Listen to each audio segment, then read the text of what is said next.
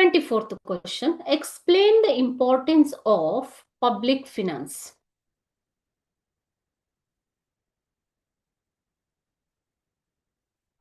Okay.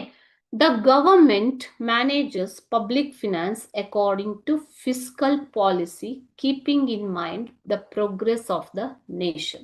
So government ಏನ್ ಮಾಡುತ್ತೆ, ಈ ಪಬ್ಲಿಕ್ ಫಿನಾನ್ಸ್ ನ ಸಾರ್ವಜನಿಕ ಹಣಕಾಸುಗಳನ್ನ ನಿರ್ವಹಣೆ ಮಾಡುತ್ತೆ. ಓಕೆ, ಸಾರ್ವಜನಿಕ ಹಣಕಾಸು ಇದನ್ನ ನಿರ್ವಹಣೆ ಮಾಡುವಂಥದ್ದು ಸರ್ಕಾರ. ಸೊ ಯಾವುದನ್ನ ಗಮನದಲ್ಲಿಟ್ಟುಕೊಂಡು, ದೇಶದ ಅಭಿವೃದ್ಧಿಯನ್ನ ಗಮನದಲ್ಲಿಟ್ಟುಕೊಂಡು ಇದನ್ನ ನಿರ್ವಹಣೆ ಮಾಡಬೇಕಾಗತ್ತೆ. So in public finance always the expenditure should be more, okay, for the developments of the nation. Understood? So this is the first importance. Second one, the government through its fiscal policies formulates methods to equally distribute the country's natural wealth, labor and capital investment and tries to maximize the production. ಈ ಒಂದು public finance ನ use ಮಾಡಿಕೊಂಡು fiscal policies ಅಂದ್ರೆ ಹಣಕಾಸು ನೀತಿಯನ್ನ ಸರ್ಕಾರವು ಸ್ಥಾಪಿಸುತ್ತೆ. So ಅದರ ಮುಖಾಂತರ ಲೇಬರ್ಗಿರ್ಬೋದು, ವೆಲ್ತ್ ಇರ್ಬೋದು, ಅಥವಾ ಕ್ಯಾಪಿಟಲ್ ಬಂಡವಾಳಕ್ಕೆ ಇರ್ಬೋದು, ಇದೆಲ್ಲದಕ್ಕೂ ಸರಿಯಾದ ರೀತಿಯಲ್ಲಿ ಹಣಕಾಸುಗಳನ್ನ ಹಂಚಿಕೆ ಮಾಡುವುದಕ್ಕೆ ಟ್ರೈ ಮಾಡುತ್ತೆ ಗವರ್ಮೆಂಟ್. ಓಕೆ, ಸೊ ಇದೆಲ್ಲ ಯಾಕೆ? ಮ್ಯಾಕ್ಸಿಮೈಸ್ ಪ್ರೊಡಕ್ಷನ್, ಉತ್ಪನ್ನಗಳನ್ನ ಹೆಚ್ಚು ಮಾಡುವುದಕ್ಕೆ. ಮೂರನೆಯದಾಗಿ, the government tries to ensure the equitable distribution of the income generated amidst all sections of the people and tries to see that all people live comfortably. So illi government ಏನ್ ಮಾಡುತ್ತೆ, it tries to ensure equal distribution of wealth among the people. Okay, so ಸರಿಯಾದ ಹಣಕಾಸಿನ ಹಂಚಿಕೆ ಎಲ್ಲರಿಗೂ ಆಗ್ಬೇಕು. Income generate ಆಗಿರೋ ಅದಕ್ಕೋಸ್ಕರನೇ ಹೆಚ್ಚು ಇನ್ಕಮ್ ಇರೋರಿಂದ ಹೆಚ್ಚು ತೆರಿಗೆಯನ್ನ ವಸೂಲಿ ಮಾಡುವಂಥದ್ದು. Okay, so here through public finance the government tries to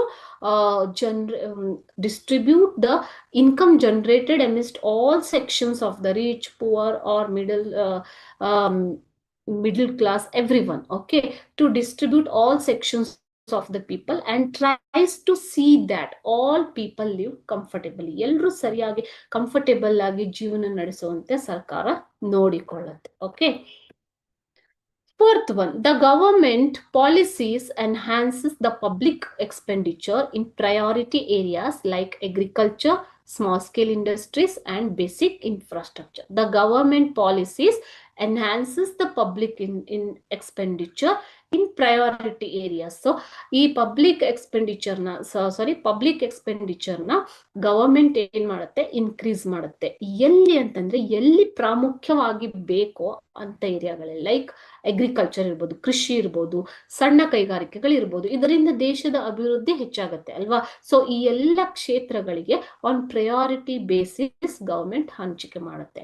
and basic infrastructure, ಮೂಲಭೂತ ಸೌಕರ್ಯಗಳ ಅಭಿವೃದ್ಧಿಗೂ ಕೂಡ ಹೆಚ್ಚಿನ ಎಕ್ಸ್ಪೆಂಡಿಚರ್ ಬೇಕು. ಓಕೆನಾ, ಮೂಲಭೂತ ಸೌಕರ್ಯಗಳ ಅಭಿವೃದ್ಧಿ ಕೃಷಿ ಕ್ಷೇತ್ರಕ್ಕೆ, small scale to the agricultural sector, small scale industry sector and basic infrastructure. Okay, fifth one is the government takes steps to ensure balanced growth in all spheres of the economy. ಎಲ್ಲ ಆರ್ಥಿಕ ಕ್ಷೇತ್ರಗಳಲ್ಲಿಯೂ ಸರಿಯಾದ ಸಮತೋಲಿತ ಅಭಿವೃದ್ಧಿಯತ್ತ ಸರ್ಕಾರ ಗಮನ ಕೊಡಬೇಕು. ಯಾವುದರ ಮೂಲಕ? ಅದು ಕೂಡ ಸಾರ್ವಜನಿಕ ಹಣಕಾಸಿನ ಸರಿಯಾದ ಹಂಚಿಕೆಯ ಮೂಲಕ. Okay, sixth one, developing countries like India utilize public finance in order to eradicate poverty.